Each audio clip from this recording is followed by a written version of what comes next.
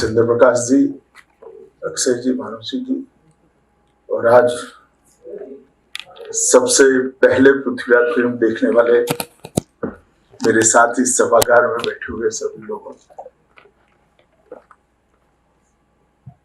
फिल्मांकन, direction, art direction और कलाकारों के एक्शन के बारे में मैं थोड़ा बाद में बात करूंगा, परंतु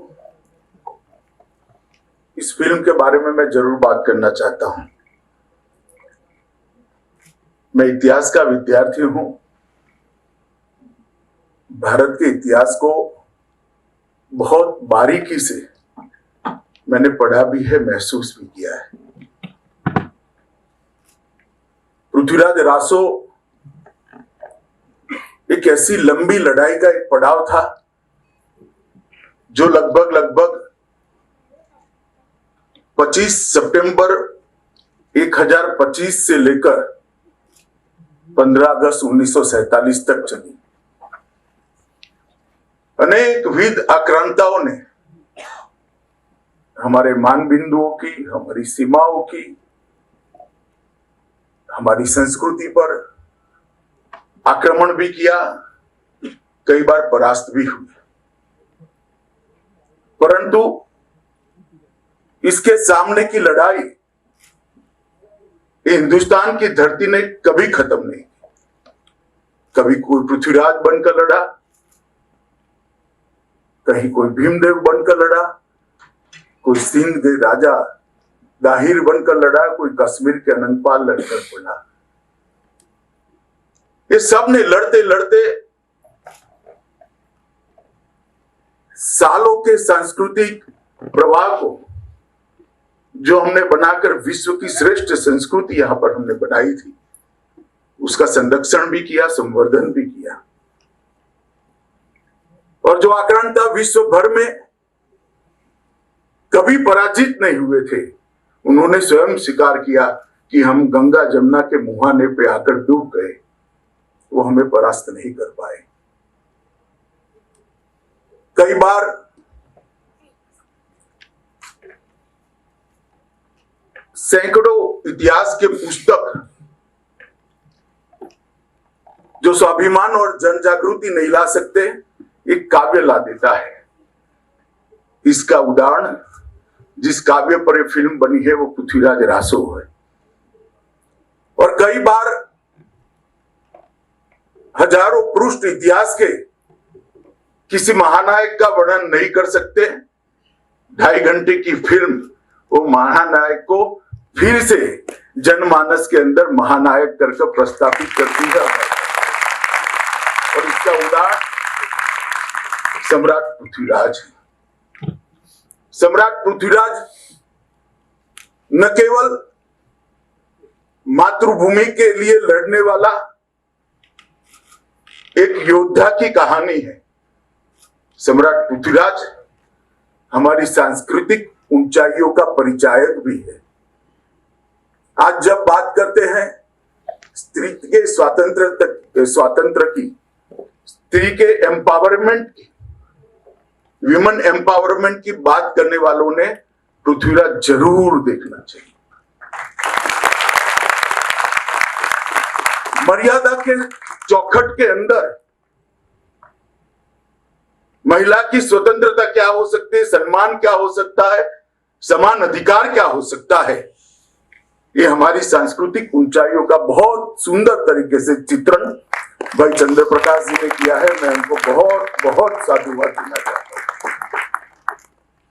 पृथ्वीराज कहानी एक ऐसे योद्धा की है जो अफगानिस्तान से लेकर दिल्ली तक एक एक इंच जमीन पर हुए, एक एक इंच जमीन पर लड़े। 900 साल, 1000 साल की लड़ाई व्यर्थ नहीं गई है। सन 47 में हम स्वतंत्र हुए और मैं निश्चित रूप से कह सकता हूं कि 2014 से जो सांस्कृतिक पुनर्जागरण का एक युग भारत के अंदर शुरू हुआ है, वो फिर से एक बार भारत को उस ऊंचाइयों तक ले जाएगा जहां पर हम कभी थे। अनेक विध कठिनाइयों के पार करते हुए भारत का गौरव, भारत की महानता, भारत की संस्कृति और हमारा स्वधर्म आज फिर से एक बार उस रास्ते पर चल पड़ा है जो सालों पहले हम पूरी दुनिया को रास्ता दिखाते थे। फिल्म की कथा कितनी भी ताकतवर क्यों न हो, अगर उसका दिग्दर्शक इसके अंदर प्राण नहीं पुरता है तो फिल्म कभी भी कथानायक के साथ न्याय नहीं करती है। और अगर इसके अभिनेता अभिनेत्री वो पात्र को अपने अंदर जीवित नहीं करते हैं तो वो कथानायक के साथ अन्याय करते हैं, कथानायक को जीवित नहीं करते हैं, कथानायक को अमर नहीं बना सकते। मैं बिल्कुल मन से किसी भी दबाव के बगैर कह रहा हूं, भाई चंद्र प्रकाश जी ने इस फिल्म को, पृथ्वीराज को हूबहू फिर से पुनर्जीवित करने का काम किया है और पूरे भारत के अंदर इससे चेतना की जागृति होगी, हमारी सांस्कृतिक ऊंचाइयों की स्मृति फिर से हम एक बार देख पाएंगे। अक्षय कुमार और मानुषी ने भी दो महान पात्र जिन्होंने भारत के गौरव के लिए, भारत की आत्म सम्मान के लिए, स्वधर्म के रक्षण के लिए अपने प्राण का बलिदान दिया था, उनको आत्मसात कर बहुत अच्छे तरीके से उनको पुनर्जीवित कर दिया। सिर्फ एक्टिंग करने से कोई पात्र और ऐसे महानायक का, ऐसी महानायिका का पात्र पुनर्जीवित नहीं होता है। एक्टिंग शब्द बहुत छोटा पड़ जाता है। जब इसको आप जीने लगते हो तभी इस प्रकार का कथा पर से इस प्रकार की फिल्म तैयार हो सकती है और दोनों कलाकारों ने इसके अंदर जान डालने का काम किया है। मैं विशेष बधाई देना चाहूंगा।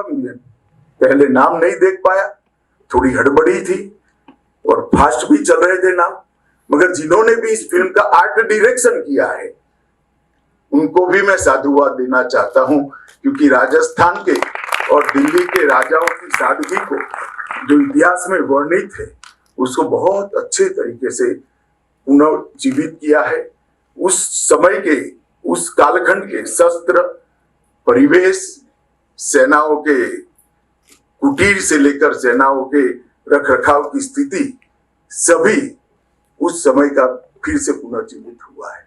आर्ट डायरेक्टर को मेरी ओर से बहुत बहुत बधाई। एक ऐसा क्षेत्र है जिस पर किसी का ध्यान नहीं जाता है, मगर मैं फिल्म सिर्फ देखने वाला व्यक्ति नहीं हूं। हमारे गुजरात में एक शब्द है माणू। माणू मतलब इसको अपने दिल की गहराइयों से अनुभूति करना, इसको माणू कहते हैं। मैं फिल्म को सिर्फ देखने वाला व्यक्ति नहीं हूं, इसकी अनुभूति करने वाला व्यक्ति हूं। आर्ट डायरेक्टर को मेरी बहुत बहुत बधाई और आपकी पूरी टीम को मैं कहना चाहता हूं कि फिल्म पूरे देश भर के अंदर फिर से एक बार आत्मगौरव, राष्ट्रभक्ति और स्वधर्म के प्रति अपने अभिमान को फिर से जागरूक करेगी, इसमें मेरे मन में कोई संशय नहीं है। मैं अक्षय भाई को भी बहुत बहुत धन्यवाद कहना चाहता हूँ। 13 साल के बाद मैं मेरे परिवार के साथ फिल्म देख रहा हूँ, तो मुझे मौका दिया 13 साल के बाद और गुजरात देखने का मौका दिया। इसके लिए अक्षय भाई का भी बहुत बहुत धन्यवाद। आप लोगों को भी बहुत बधाई। पहला शो आप लोग देख रहे हैं, बहुत बहुत शुभकामनाएं।